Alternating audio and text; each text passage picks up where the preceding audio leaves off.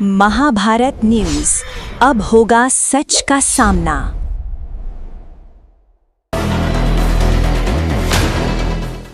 Cello येथे मोबाईलच्या वादातून तरुणाचा खून, एक आरोपी अटकेत, आरोपीचा शोध सुरू।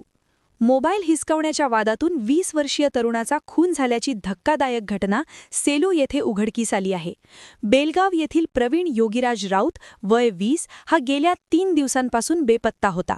याबाबत 10 एप्रिल 2026 रोजी सेलो पोलीस ठाण्यात तक्रार दाखल करण्यात आली होती। तक्रारीनंतर पोलिसांनी तपासाची चक्रे वेगाने फिरवली असता संबंधित तरुणाचा खून झाल्याचे निष्पन्न झाले। या प्रकरणात आरोपी सूरज रमेश ढगे वय 20 याला पोलिसांनी ताब्यात घेतले आहे। पोलिसांनी चौकशीदरम्यान आरोपीला खाक्या दाखवताच त्याने गुन्ह्याची कबुली दिली।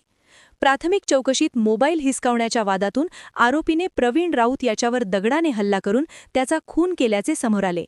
त्यानंतर मृतदेह सेलू येथील विश्रामगृहाच्या मागील डोहात फेकून दिल्याची कबुली आरोपीने दिली आहे। या गुन्ह्यात आणखी एक आरोपी असल्याची माहिती समोर आली असून त्याचा शोध पोलिसांकडून सुरू आहे। या घटनेमुळे परिसरात खळबळ उडाली असून नागरिकांमध्ये भीतीचे वातावरण निर्माण झाले आहे। गणेश खोडके, महाभारत न्यूज, सेलू।